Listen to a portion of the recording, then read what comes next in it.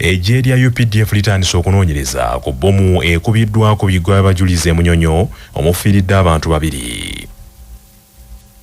Olwaleero wabaddewo obunkenke ku biggwa bino abantu abadde ku boodabooda bwe beetulisirizaako bbomu ng'ebulayo entaliga ntono nnyo okutuuka munda mu kiggwa. Okusinziira ku UPDF abakoze olulumba luno bakabinja ka ADF akazze katigomya ebitundu by'eggwanga eby'enjawulo. UPDF etegeezezza nti bano bajjukirwa nnyo mu lulumba olwakolebwa mu disitulikiti y'e Kasese ku ssomero lya Mpondwe Rubiriha Secondary School wamu n'eddala n'obutujju obwakolebwa ku poliisi ya CPS mu kibuga Kampala ne ku luguudo lwa Parliamentary Avenue. Akolanga omwogezi wa UPDF kano Chris Magezi agambye nti abantu 2 be bafudde era bano bakabinja ka ADF nga bano okuliko Aisha Katushabe oluse yeeta Byaruhanga n'olusi ne yeeta Sumaiya nga wa myaka 20 n'omugoba wa bodaboda atannategerekeka. Bano kigambibwa nti ku pikipiki eno kubadde batambulira era kizuuliddwa nti pikipiki eyo yali yawandiisibwa mannya ga Musana Yusufu wabula tekinnategerekeka obanga Musana yabadde agivuga. Kano Chris Magezi agambye nti Aisha Katushabe yakwatibwako dda ab'ebyokwerinda mu mwaka 2023 n'akunyizibwa era alina amawulire ge yabawa omwali n'olulumba lwe baali bateekateeka okukola. Agambye nti Aisha mukyala w'omwami amanyiddwako erya Muzafaru eyakwatibwa gye buvuddeko ku bigambibwa nti yali ateekateeka nayo okutega bbomu mu bakungubazi abaali mu kuziika yali omumyuka wa Ssaabapoliisi wa Uganda Major General Paul Lokech. Mu ngeri y'emu UPDF etegeezezza nti Aisha muwala wa Abdul Shakur agambibwa okwetulisirizaako bbomu ku poliisi ya CPS mu kibuga Kampala gye buvuddeko mu lulumba omwafiira abantu abawerako ate abalala ne babuuka n'ebisago. Kano Magezi era bw'ati agambye nti okunoonyereza ku bbomu etulise olwaleero kukyagenda mu maaso ebinaavayo banaabitegeeza ensi. Tukyagenda maaso n'okunoonyereza kiki ekyabaddewo abatujju twabakubye nga wabulayo mitaka lukaaga Munyonyo Basilica ne babayimiriza so mu kubabuuza mwe baani mulagawa musitudde ki nga tebasobola kubiddamu. Abasirikale baffe nga batunuzaamu emundu era nga waliwo yakubye n'amasasi naye mu kaseera akatono ako ebbomu neebaluka nayo. Ekikulu kiri nti ab'ebyokwerinda baataasizza ababadde basaba wandibadde mu mazzi gasawaza. Ebyo nga biri bityo UPDF etandise okwetegereza yabadde ku poliisi y'e Wakiso. Abajaasi ba UPDF abagambibwa nti bakolera mu kakiiko akamakagobwa pulezidenti akalwanyisa emivuyo ku ttaka bwe balumbye poliisi eno ne bakuba abasirikale baasanzeewo. Kigambibwa nti abajaasi bano 13 babadde n'ensonga y'ettaka gye badde bawondera gye baagala okuggusa nga baagala okufuna olukusa okuva eri adumira poliisi y'e Wakiso wabula omudumizi n'abagaana. Mumbere n'abajaasi bamukakanyeeko ne bamukuba era olamaze okumukuba ne bavuga emmotoka zaabwe ne beeyongerayo. Bano babadde batambulira mu mmotoka namba UBG Note 4MU ekika kya drone ne Nuwa namba UBR 647B era nga poliisi eri wamu nga poliisi ekwataganye ne UPDF yabawondedde era ne bakwatibwa. Omwogezi wa UPDF akolanga omwogezi wa UPDF Kano Magezi ategeeza bannamawulire ku kitebe ky'amagye embuya mu Kampala nti baakutuula okusalira embeera n'amagezi ereme kuddamu kubaawo. Abakulembeze b'ebitongole bino eby'amagye bya poliisi bamala ne batuula wamu ne balaba ensobi yavuddewa era ne bakola appropriate measures kulaba mbu tekiddamu. Bw'abeera nga omusirikale yakoze ensobi ffe UPDF tubonaaboneza abasirikale baffe abamenya amateeka era kasita tufunayo evidence tusobola kubakwata ne tubateeka mu mbuga z'amateeka era UPDF discipline yaffe mugimanyi nti yawaggulu nnyo. So ezo ensonga zize zibaawo tuli mu kuzeetegereza neyajjo tugenda kulaba obuzibu bwavuddewa. Wabula akulira akakiiko mu makagobwa pulezidenti akalwanyisa emivuyo ku ttaka Brigadier Moses Luchamuzi mu kwogerako ne Kyabasa agambye nti mpawo omusirikale waabwe yakwatiddwa mu mbeera eyo nga bwe byafulumidde mu mawulire. Luchamuzi asabye abakwatibwako nti bongere okunoonyereza ku nsonga zino kubanga byerimbiseemu abakyamu bangi. Teriyo omuntu omu yakwatiddwa, abantu baffe bonna tubalina era twewuunyizza okulaba nti poliisi efulumya amawulire ag'obulimba ne gakubibwa olupapula olw'ekitongole ekya poliisi. Ffe abantu abo bonna be twabadde nabo webali era amawulire agafanagana ng'amatongole loze yagafulumiza ateekeddwa okunoonyezebwako kubanga gawulisa abantu. Waliwo omwami era ya petitioninga mu ofiisi eno bwe tubadde tuyambako okulaba nga addizibwa oba nga adda mu ttaka lye. Beeraliikiridde olw'ebiriwo ensangi zino omuli okuwamba abantu emisana ttuku, okulwanagana mu bannabyabufuzi, okulinnyirira eddembe ly'obuntu, okuwaanyisiganya ebisongovu, okusiba abantu ebbanga eddene nga tebawozeseddwa n'ebirala. Ku bifo byombiriri ebya eky'abakristaayo n'eky'abakatuliki, ensonga eno ebadde ku mwanjo nnyo naddala mu boogezi ab'enjawulo, bannabyabufuzi ne bannaddiini.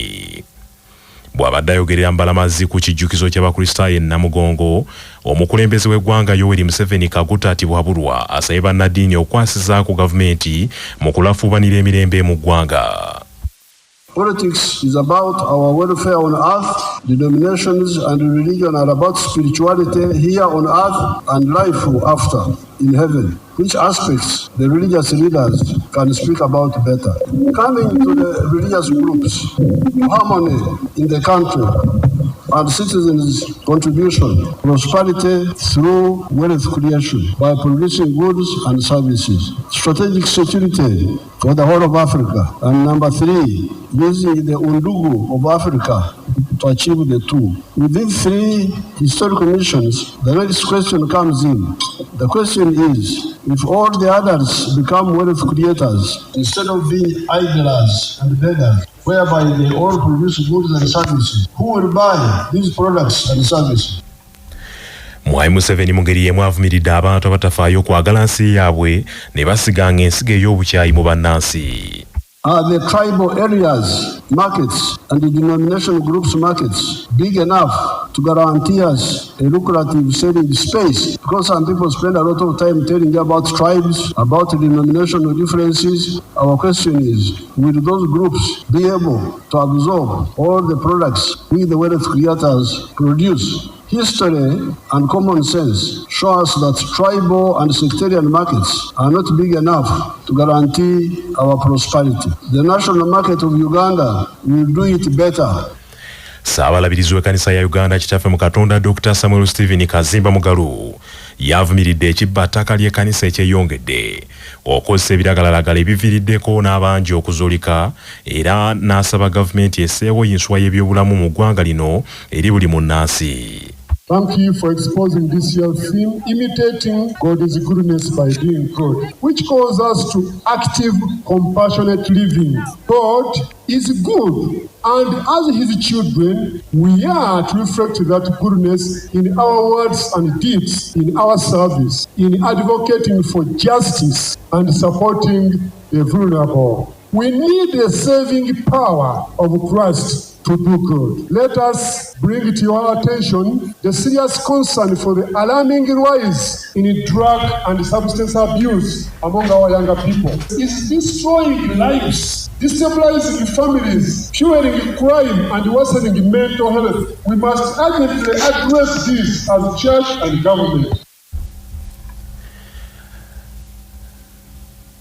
Ssaabalabirizi w'ekkanisa Uganda eyawummula kitaffe mu Katonda Henry Lukolombi abadde omubulizi w'olunaku luno akyomedde nnyo bannabyabufuzi abasusse okujooganga abalonzi n'okubajolonga wamu n'okukola ebitaabatumwa. Not pay anyone evil for evil. He said,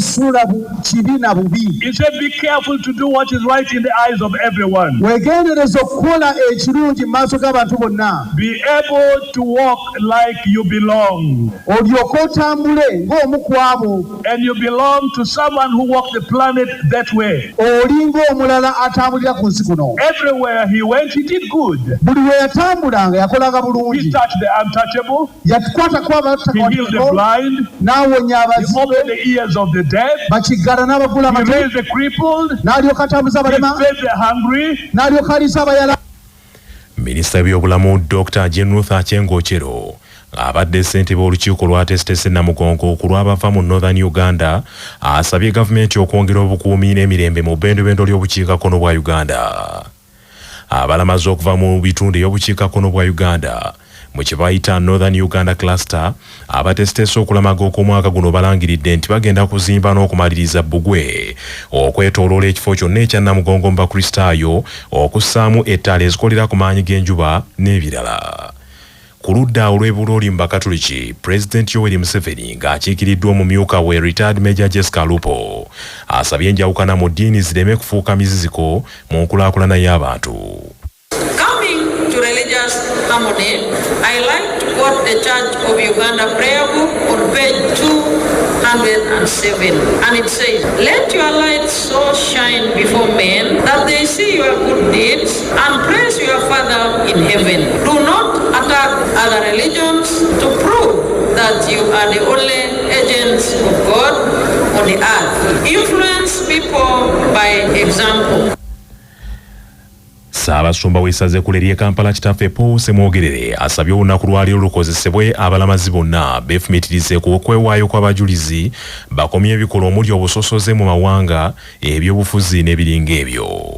In a time where the world tempts us to compromise, the matters teach us clarity. In a time of tribalism and sectarianism politics, they remind us that unity in Christ is stronger than any ethnic bond. There is neither Jew nor Greek, slave nor free, male nor female. We are all one in Christ Jesus, as we read in Galatians 3. Let us reject hatred, reject division, reject violence. Let us say no to jagged tribalism, to bad language. Let our only label be, we are all children of God. Omwepisikoopi w'essaza ly'e Lugazi essaza erikulembeddemu okulamaga okw'omwaka guno Kitaffe Christopher Kakooza asabye nti omulamwa gw'omwaka guno gunnyikire bulungi mu balamazi bonna Omukama bayamba okulaba. Okulamaga lwe lugendo olw'okukkiriza olukolebwa omukkiriza okulaga mu kifo eky'okukkiriza okunyweza okukkiriza. Ekyo kye tukoze olwaleero luba lugendo lutukuvu lukwata ku bya mwoyo lukwata ku bya Katonda. Tuba mu lugendo olugenda mu ggulu ffe abalamazi ab'essuubi. Ssentebe w'olukiiko lw'abeepisikoopi mu Uganda Kitaffe Dr. Joseph Anthony Zwa omusumba wa Kiyinda Mityana alambuludde ebimu ku bituukiddwako omuli n'okutongoza Bayibuli ey'amawulire amalungi okuyita mu Bible Society of Uganda. I am pleased to inform you that the Uganda Episcopal Conference, in partnership with the Bible Society of Uganda, published a special Bible, which we have called the Martyrs Edition, for this pilgrimage year. It is a good news Bible version with all book arranged according to the Catholic Church tradition. Wabulanga ekitambiro kya misa tekinnatandika wabaddewo okuwuniikirira mbalamazi e Bulooli ekifaananyi ekigambibwa okuba ekyabiikira Maaliya bwe kyeyolekedde ku ggulu nate okumala eddakiika nga 15 abalamazi ne bajjula okukaaba olw'essanyu. The sun has turned looking like the moon, changing colors to blue. Just look at it. Ndaba kale ez'enjawulo. I'm not seeing anything, but they're saying that the sun. It's red. I'm seeing red. The cloud. Njuba ya kabulu. Bampitawini na mukasa. Mvuteka mosha. Ndabyo mwezi. Jesu abangako olwaleero. Nze Namutebi Josephine. Ngafiiridde ntulumu Gaza. Kugulu ndabyo Bikira Maria. Tekibanga womba tesikirabanga. Ogere Joseph. Ndabye Mama Maria waggulu ku njuba. Gayakayakana. Mu mbeera y'emu Ssaabasumba w'Abasodoksi mu Uganda Metropolitan Hieronymus Muzeeyi alabudde abakkiriza mu Ekeresia obutava ku mulamwa gwe baatandikirako. Ssaabasumba Muzeeyi bino abyogedde asinziira mu lutikko ey'omutukuvu Nicholas Namuŋŋoona mu kusinziza okw'enjawulo okwategekeddwa okujjuukirirako abatandisi b'enzikiriza y'Abasodoksi wano mu Uganda. Ssaabasumba Muzeeyi ategeezezza nti entandika y'enzikiriza y'Abasodoksi mu Uganda abagitandika abeewaayo ne bayita mu kusomoozebwa n'okunyigirizibwa era byonna ne babigumira nkaakano ebibala ebirabwako mu Busodoksi mu Uganda olwaleero. akuutidde abagoberezi b'enzikiriza eno nabo okunyweza emirandira egyatandikibwawo era egyazimbibwa abasajja n'abakazi ab'ekiseera ekyo abazimba ekeresiya. Tukitwala nga kintu kikulu nnyo mu hisitole y'Obuorthodox wano mu Uganda kubanga Mukama abo be yalonda n'abatikko obuvunaanyizibwa nga tebagenzeeko bweru ate era nga n'abazungu tebazze wano naye okuviira ddala mu ggulu ne batuleetera enzikiriza y'Orthodox. Enzikiriza eyo mu nsi muno yali ng'emazeemu emyaka nga 1900 biramba era nga tetumanyi nti enaatuuka na wano naye okwagala kwa Katonda nga bwe kuli nga tekutegeerekeka ye yabalonda ne batuleetera enzikiriza eyo. Ate abakristo mu kigo eky'emitala Maria musaze ekkulu ery'e Kampala balamaze ku kyalo ewazaalibwa omujulizi Mukasa bali ku ddembe basiibye beegayirira omutonzi atebenkeze eggwanga lino. Bano bagenze ku kasozi ak'Erusinga Kawumba mu ggombolola y'e Buwama mu disitulikiti y'Empigi nga mu kifo ekyo omujulizi Mukasa bali ku ddembe we yazaalirwa. Okulamaga okw'omulundi guno okukulembeddwamu abayizi abazadde n'abasomesa b'essomero lya St. bali ku ddembe SS Mitala Maria Mpigi nga be bakulembeddemu buli kimu ekikoleddwayo. Episcopo Vika wa Mitala Maria Reverend Father Francis Xavier Kikomeko mubaka bwatise Reverend Father Victory Muvunji ng'ono yatwala ebyenjigiriza mu masomero agali mu parish Mitala Maria yebaza b'essomero lya St. bali ku ddembe olw'okutegeka okulamaga okw'omulundi guno n'akuutira abayizi okwefumiitiriza ennyo ku byonna ebyakolebwa mujulizi oyo Mukasa bali ku ddembe era nga ye muwolereza w'essomero eryo.